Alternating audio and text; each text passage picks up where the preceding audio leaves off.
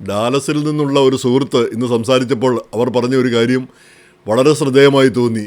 അതായത് ഈ നമ്മുടെ ഇടയിൽ ഒരു 10 വിവാഹം നടക്കുമ്പോൾ ഒരു 7 വിവാഹവും വിവാഹമോചനത്തിൽ കലാശിക്കുന്നു എന്നാണ് അവർ പറഞ്ഞത്.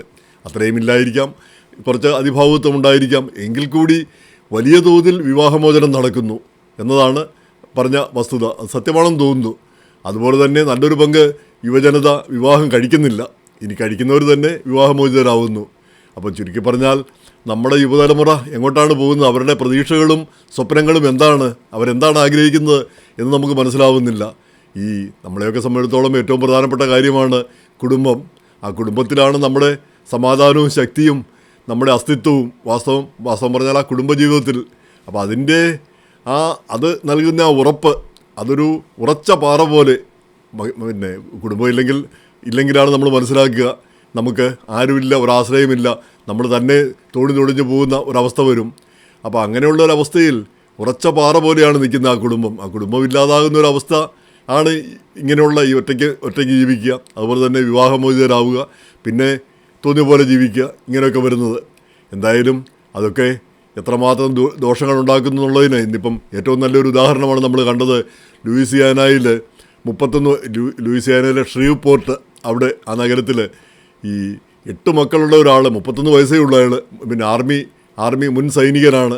അയാൾ പിന്നെ 7 മക്കളെ വെടിവെച്ച് കൊന്നു. പിന്നെ ഭാര്യയെയും ഗേൾ ഫ്രണ്ടിനെയും അവരെയും വെടിവെച്ചു, പക്ഷെ അവർ മരിച്ചിട്ടില്ല. 8ാമതൊരു കുട്ടി, ഒരു ഗേൾ ഫ്രണ്ടിൻ്റെ ഒരു കുട്ടിയാണ്, ആ കുട്ടിക്കിട്ടും വെടിവെച്ചു, ആ കുട്ടിയും മരിച്ചു. അങ്ങനെ 8 കുട്ടികൾ മരിച്ചു. ഇയാളുടെ ഒരു കുട്ടി മാത്രം, 13 വയസ്സുള്ള കുട്ടി മാത്രം മുകളിൽ നിന്ന് 2ാം നിലയിൽ നിന്നോ മറ്റോ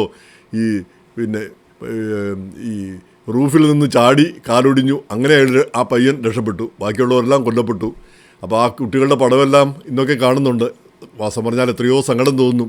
കറുത്തവർഗ്ഗക്കാരാണെന്ന് പറഞ്ഞാൽ ആ ബ്യൂട്ടിഫുൾ ചിൽഡ്രൻ എന്ന് നമ്മൾ പറയുന്നത്, ആ കുഞ്ഞുങ്ങളുടെ ആ നിസ്സഹായതയും നിഷ്കളങ്കതയും അവരുടെ ആ മുഖങ്ങളിൽ എല്ലാം കാണുന്നു. അതെല്ലാം 3 വയസ്സ് മുതൽ 11 വയസ്സ് വരെയുള്ള കുട്ടികൾ. അപ്പോൾ ഇവന് 31 വയസ്സേ ഉള്ളൂ. ഈ 31 വയസ്സിനുള്ളിൽ 8 മക്കളെ സൃഷ്ടിച്ചിരിക്കുന്നു. അപ്പം അതുതന്നെ ഇപ്പോഴുള്ള ഭാര്യയിലാണ് പിന്നെ 4 മക്കൾ. പിന്നെ അവരെ വെടിവെച്ചു. അതുപോലെ തന്നെ ആ കാമുകിയിലാണ് 3 മക്കൾ, അവരെയും വെടിവെച്ചു. എന്നിട്ടാണ് ഇവന് ഒരു കാറിൽ കയറി രക്ഷപ്പെടാൻ ശ്രമിക്കുന്നത്. രക്ഷപ്പെടാനോ തലയ്ക്ക് വട്ടാണെന്ന് ഇവൻ തന്നെ പറയുന്നുണ്ട്. ഇവൻ ഡീമൺസിനെ കാണുന്നു. അപ്പം അരുതാത്തൊന്നും തോന്നിക്കരുതേ എന്നൊക്കെ അവൻ പ്രാർത്ഥിക്കുന്നതായിട്ട് ഫേസ്ബുക്കിലൊക്കെ കുറിപ്പുകൾ പിന്നെ കണ്ടു. അപ്പോൾ അങ്ങനെ അവന് തന്നെ അറിയാം മാനസിക പ്രശ്നമാണെന്ന്. അപ്പോൾ അവന് തന്നെ സ്വയം നിയന്ത്രിക്കാനാവില്ല.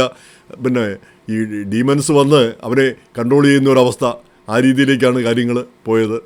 അപ്പോൾ അത് ഈ സ്റ്റെപ്പ് ഫാദറിനോടും ഒക്കെ പറയുകയുണ്ടായി. പക്ഷേ അവർ പറഞ്ഞ നീ സ്ട്രോങ് ആവ്, അങ്ങനെ എങ്ങനെയാണെന്ന് ഉപദേശിക്കല്ലാതെ ഇപ്പം നമുക്ക് എന്ത് ചെയ്യാൻ നോക്കും. അപ്പോൾ മാനസിക പ്രശ്നം വന്നാൽ നമ്മൾ ചികിത്സിക്കാൻ നമ്മളെപ്പോലെ തന്നെ എല്ലാവരും തന്നെ ചികിത്സിക്കാനോ അല്ലെങ്കിൽ ഡോക്ടറെ അടുത്ത് പോകാനോ അല്ല ശ്രമിക്കുന്നത്. സാരമില്ല എന്നുള്ള രീതിയിൽ കണക്കാക്കുന്നു. എന്തായാലും ആ കുഞ്ഞുങ്ങളുടെ ഫോട്ടോയും ഇവൻ്റെ ഫോട്ടോയും ഇതൊക്കെ കാണുമ്പോൾ എത്രയോ ദുഃഖകരമായൊരു കാര്യമാണത്. അപ്പോൾ പിന്നെ ചരിത്രമെടുത്ത് നോക്കിയാൽ ഇവൻ്റെ അമ്മ പിന്നെ ഇവനെ വേറെ ആരെയോ ഏൽപ്പിച്ചിരിക്കുകയായിരുന്നു. അവരെ മറ്റാണ് വളർത്തിയത്. ഇനി കഴിഞ്ഞ 8-10 വർഷമായിട്ട് അവനുമായിട്ട് പിന്നെ ലോഹിതരായിട്ട് ആവുകയുണ്ടായി. അപ്പോൾ ആ കുടുംബം, ബ്രോക്കൺ ഫാമിലി, അവിടെ നിന്നാണ് എല്ലാത്തിൻ്റെയും ഒരു കുഴപ്പം, എല്ലാത്തിൻ്റെയും ഒരു തുടക്കമെന്ന് തോന്നുന്നു. അപ്പം കറുത്ത വർഗ്ഗക്കാർക്കിടയിലാണ് ആ ബ്രോക്കൺ ഫാമിലി കൂടുതലായിട്ടുള്ളത്. വെളുത്ത വർഗ്ഗക്കാർ പിന്നെ 1, 2, 3 വിവാഹമൊക്കെ കഴിക്കുമെങ്കിലും എവിടെയെങ്കിലും ഒന്ന് ഉറയ്ക്കുന്ന ഒരു സ്ഥിതി കാണാറുണ്ട്. അപ്പം ഇവിടെ ഒരു ഉറച്ച ശക്തി, ഒരു പാറ പോലെ ഉറച്ചു നിൽക്കുന്ന ഒരു സമൂഹമാണ് നമ്മുടേതും ചൈനക്കാരും ഒക്കെ അങ്ങനെയാണെന്ന് തോന്നുന്നു. അത് നമ്മളാ ഉറച്ച ആ കുടുംബ ബന്ധങ്ങൾ, നമ്മുടെ ആ കുടുംബത്തോടുള്ള സ്നേഹം, അപ്പോൾ അതില്ലാതാകുമ്പോഴാണ് ഈ ബ്രോക്കൺ ഫാമിലിയിലാണ് ഇങ്ങനെ മാനസിക പ്രശ്നങ്ങളും ഇങ്ങനെയുള്ള പ്രശ്നങ്ങളെല്ലാം കൂടുതലായിട്ട് കാണുന്നത്.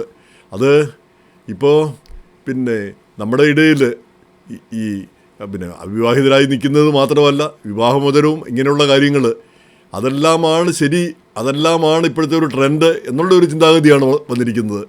ഈ വിവാഹമൊന്നും വേണ്ട, ആ സിംഗിളായിരിക്കുന്നതാണ് ഏറ്റവും മനോഹരമായ കാര്യമെന്ന് ചിന്തിക്കുന്നൊരു കാലം. അങ്ങനെയല്ല. നമുക്ക് ആവശ്യങ്ങളും നമുക്ക് ദുരിതങ്ങളും ദുഃഖങ്ങളും ഒക്കെ വരുമ്പോൾ നമുക്ക് പോയി ഒന്ന് പറയാനോ സംസാരിക്കാനോ, പറഞ്ഞ പക്ഷം ഒരു മൂലയ്ക്കിരുന്ന് കരയാനെങ്കിലും ഉള്ള സൗകര്യമാണ് ഈ വീടൊരുക്കി തരുന്നത്. അപ്പോൾ ആ വീടും കുടുംബവും ആ ബന്ധങ്ങളും അത് സൂക്ഷിക്കുക എന്നുള്ളതാണ് ഏറ്റവും പ്രധാനപ്പെട്ട കാര്യം. ജീവിതത്തിലെ ഉയർച്ച, പണവും ഉയർച്ച താഴ്ചകളല്ല അത് മറ്റൊരു കാര്യം. പിന്നെ അതിനേക്കാൾ ഉപരിയാണ് ഈ ബന്ധങ്ങളും ഈ ഇങ്ങനെയുള്ള കാര്യങ്ങളും കുടുംബം. അപ്പോൾ അത് തകർന്നു പോകുന്നത് കഷ്ടമാണ്. നമ്മുടെയൊക്കെ സമൂഹത്തിൽ, നമ്മുടെ സമൂഹത്തിൽ പോലും അത് ഉണ്ടാകുന്നു എന്നുള്ളതാണ് ഏറ്റവും ദുഃഖകരമായ കാര്യം.